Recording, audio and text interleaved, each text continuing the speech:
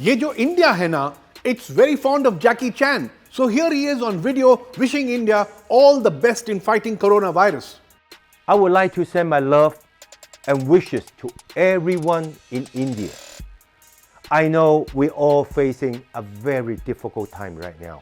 And this video, Chinese students in cute accented Hindi also wishing us well. चीन और भारत समेत इस corona virus के खिलाफ लड़ाई में हाथ जोड़ें और जीत सकें। जो स्थिति अभी इतनी अच्छी नहीं लगती है, बाद में तो धीरे-धीरे ठीक हो जाएगी। Sympathetic tweets from China's ambassador to India.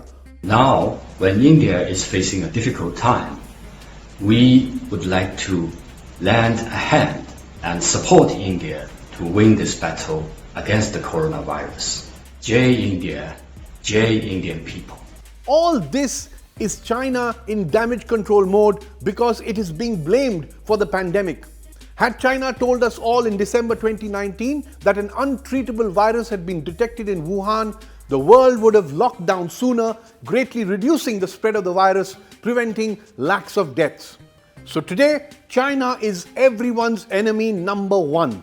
Trump targets China every day. He's also raising tariffs against Chinese imports into the US. In Europe too, public sentiment is anti-China. A normally restrained Japan is encouraging Japanese companies to shift base out of China. Within China too, we hear of public anger. It was most visible on the Chinese chat site Weibo in support of the original coronavirus whistleblower Dr. Li Wenliang when he passed away after being targeted by the Chinese government. So, what does India make of all this anti-China mood? Well, China is not our favorite country. Firstly, it is Pakistan's biggest ally, diplomatically, militarily, economically, and unapologetically. China has also been wooing India's neighbors, Sri Lanka, the Maldives, most recently prodding Nepal to rake up a border dispute with India. Then, apart from the bloody memory of 1962, there are the border disputes in Arunachal, Ladakh, Sikkim. The face-offs at the line of actual control or LAC are more frequent, more belligerent, be it Doklam in 2017 or in the last few days in Ladakh and Sikkim. China also enjoys a massive, roughly $60 billion trade imbalance with India. So our economic ties are also highly one-sided.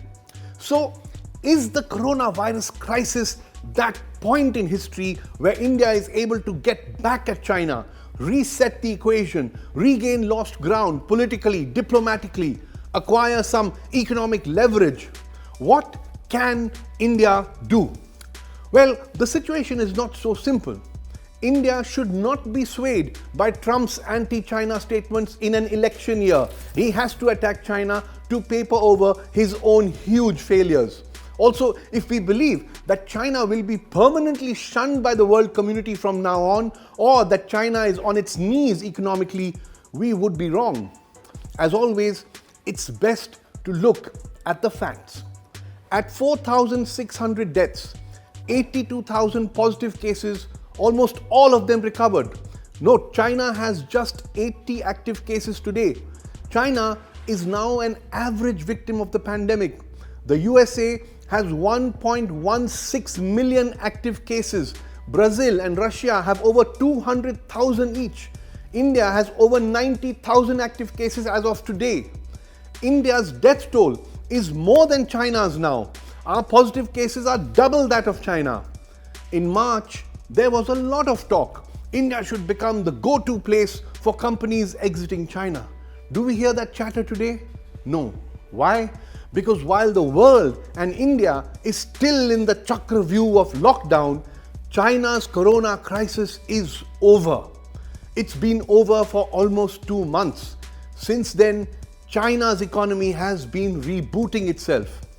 Yes, some companies have exited China, but they've already chosen their alternative destination, and it's not India. Some have chosen Vietnam. Why Vietnam?